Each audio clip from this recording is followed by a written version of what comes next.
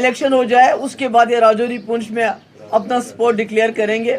वहां भी आप जानते हैं वहां इलेक्शन को डिले किया गया सिर्फ इस वजह से ताकि वहां जो इनकी जमातें हैं, जो इनकी इखवान जमातें इन्होंने खड़ी की हैं, सूटेड बूटेड इखवान, क्योंकि हमने तो ये इखवान राज यहाँ ख़त्म किया था, मगर इन्होंने दोबारा पॉलिटिकल इखवान अब सामने लाया है जिनको ये पूरी तरह से मदद कर रहे हैं। सारी आपकी गवर्नमेंट मशीनरी, हमारे पास लोग आते हैं चाहे वो पुलिस के लोग हों या दूसरे लोग हों, वो कहते हैं हमें ऊपर से डायरेक्शन है और सिलेक्टिवली पीडीपी के वर्करों को बुलाया जाता है, उनको हरासा किया जाता है और सिलेक्टिवली आज पुलवामा में इन्होंने दफ़ा 144 लगाया। तो मैं कहना चाहती हूँ जो हमारे लेफ्टिनेंट गवर्नर साहब, अगर आपने यही करना है, अगर आपने अपनी प्रॉक्सीज के लिए सारी मशीनरी, सारा पैसा, क्योंकि अभी जो हमारी राजौरी पुंछ से जो हमें इतला मिलती है वहाँ भी इनका जमानत जब्त होनी है, वहाँ की इनकी कश्मीर में भी इनकी जो पार्टीज है उनकी जमानत जब्त होनी है। मगर मुझे समझ नहीं आता ये किस बलबोते पे इतनी सारी सरकार की, गवर्नमेंट ऑफ इंडिया की सारी प्रेस्टीज, सारी मशीनरी, सारी सरकार इस वक्त इनके हक में काम कर रही है और पीडीपी को सिलेक्टिवली टारगेट किया जा रहा है। हमारे वर्कर्स को पकड़ के बंद किया जा रहा है, थानों में उनको हरासा किया जा रहा है।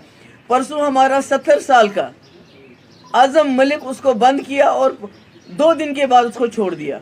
आज फिर से हमारे वर्कर जो हैं वहाँ सुरनकोट में बंद किए गए। 60 पहले बंद किए, उनको छोड़ दिया, अब दोबारा और लोगों को बंद किया जा रहा है। हमारी मूवमेंट वहाँ कर्टेल हो रही है। यहाँ आपने देखा कि यहाँ पर भी इस वक्त पुलवामा में भी बहुत बुरा हाल है। तो मुझे समझ नहीं आती, मेरी यही गुजारिश है लेफ्टिनेंट गवर्नर साहब से, अगर आपने यही करना है तो इलेक्शन का ड्रामा क्यों? अभी तो हम 87 के कांटे भी नहीं निकाल पाते हैं। अभी तो हमारे कब्रिस्तान 87 के जो उस दिन धांधली हुई थी उसकी वजह से भरे हुए हैं। हमारे बच्चे ये यतीम हो गए हमारी बेवाएं यहाँ हो गई हैं और नतीजा है 87 का इलेक्शन। बड़ी मुश्किल से वाजपेयी जी ने 2002 में रेड फोर्ट से ऐलान किया कि जम्मू कश्मीर में फ्री एंड फेयर इलेक्शन हुए और बड़ी मुश्किल से कश्मीरियों का भरोसा है इस वोट की पर्ची के ऊपर। तो अगर आप आज ये फिर वही धांधली करना चाहते हैं तो हमें बताइए, हम चले जाएंगे, हमें कोई मजबूरी नहीं है। हम क्यों लोगों को, वर्करों को इस वक्त उनकी जान जो है जोखिम में डाल दें? तो यही मेरी गुजारिश है और मेरी जो श्रीनगर के सेंट्रल कश्मीर के लोगों से भी गुजारिश है, साउथ कश्मीर में और नॉर्थ कश्मीर, खासकर सेंट्रल कश्मीर के लोगों से मैं कहना चाहती हूँ कि बीजेपी ने यहाँ के लोगों को मुल्जिम बनाया, उनको जेलों में डाला किसी कसूर के।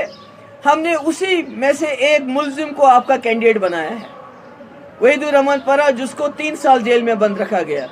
अब आपकी जिम्मेवारी बनती है नई दिल्ली को ये मैसेज देना कि आपने हमारे लड़कों को जेलों में डाल दिया मगर हम उनको वकील बना के पार्लियामेंट में भेज देंगे। That's all I have to say. If you have any questions please ask. जी, जो आपने कहा कि वहाँ पे सिलेक्टिव पीडीपी को टारगेट बनाया जा रहा है, क्योंकि वहाँ नेशनल कॉन्फ्रेंस थी, आपका एप्रीहेंशन को पीडीपी का टारगेट करने का है, वो बुनियादी तौर पर क्या समझते हैं? देखिए, ये देख रहे हैं पीडीपी के हक में एक माहौल बन रहा है जो इनकी एक्सपेक्टेशन नहीं थी। आपने देखोगे पिछले 5 साल से अगर कोई पार्टी यहाँ बात करती रही है, यहाँ नई दिल्ली की जो गलत पॉलिसीज है उनका कोई मुकाबला किया, वो पीडीपी ने किया। इनको लगता था पीडीपी खत्म हो गई है, जैसे कि नेशनल कॉन्फ्रेंस ने कहा कि एक पीडीपी खत्म हो चुकी है। मगर जब ये ग्राउंड में देखते हैं central Kashmir, south Kashmir, north Kashmir, तो ये हैरान हो गए कि ये पीडीपी कहाँ से जिंदा हो गई है। इसलिए पीडीपी को ही टारगेट किया जा रहा है, वो पीर पंचाल हो, वो साउथ कश्मीर हो, वो पुलवामा हो, जहाँ भी देखिए पीडीपी को टारगेट किया जा रहा है।